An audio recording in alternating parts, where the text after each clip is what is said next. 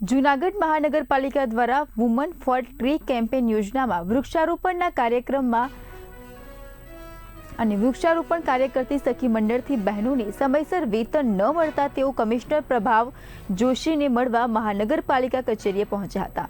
અંદાજે 40 થી 45 મહિલાઓએ 2 મહિનાથી બાકી રહેલા વેતન અંગે રજૂઆત કરી હતી। મહિલાઓની રજૂઆતને ગંભીરતાથી લઈને કમિશનર પ્રભાવ જોશીએ તાત્કાલિક સંબંધિત અધિકારીઓ બાકી વેતન ચૂકવવાની સૂચના આપી હતી। ઉપરાંત ભવિષ્યમાં પણ આવા વિકાસલક્ષી કાર્યોમાં જરૂરિયાત મુજબ આ બહેનોને તક આપવામાં આવશે તેવું આશ્વાસન પણ આપતા મહિલાઓએ સંતોષ વ્યક્ત કર્યો હતો। આજે બહેનો એમના દ્વારા જે વૃક્ષારોપણમાં કામગીરી કરેલી હતી એ વિષયમાં એમના પેન્ડિંગ બિલો બાબતે રજૂઆત કરવામાં આવ્યા હતા, પરંતુ એમના જે બિલો છે કાલ સાંજે જ ક્લિયર કરી દેવામાં આવ્યા હતા, એટલે એમને સંતોષકારક જવાબ અમે આપી શકીએ છીએ, એનો મને આનંદ છે।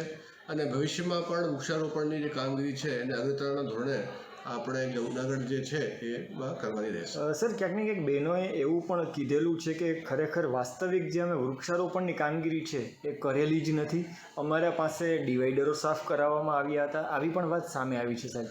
શું એમાં આપણે મેં કાલે જાતે રૂબરૂ મુલાકાત લીધેલી છે। ધોરાજી રોડ ઉપર આપ જઈ શકો છો, પછી અલગ અલગ સોસાયટીઓના જે ટીપી રિઝર્વ પ્લોટો છે એમાં પણ ત્યાં બગીચા હયાત જ છે। જો કામગીરી ના કરી હોત તો બગીચા આપોઆપ તો ના ઉગી શકે, એટલે કદાચ હોઈ શકે કે જ્યારે કોઈ પૂરની સ્થિતિ હોય, ચોમાસાનો હોય, ત્યારે જૂનાગઢના જે રહીશો છે એમની સુખાકારીને ધ્યાને રાખતા હોય એવી કામગીરી કરેલી હોય, પરંતુ જે બગીચા જે છે એ તો બિલકુલ બનાવવામાં આવ્યા છે। અને તમે કહો છો જો નથી કર્યા તો જો તેના પેમેન્ટ અમે કાપી લઈએ, પણ એ તો સામે પેમેન્ટ માંગવા આવ્યા છે, એટલે આ વાત જે છે તદ્દન ખોટી અને પાયાવિહોણી છે। સર, ખાસ જે ડિવાઈડર છે એમાં માટીનું પુરાણ થતું હોય, એમાં પણ વૃક્ષારોપણ થતું હોય, શું કહેવું?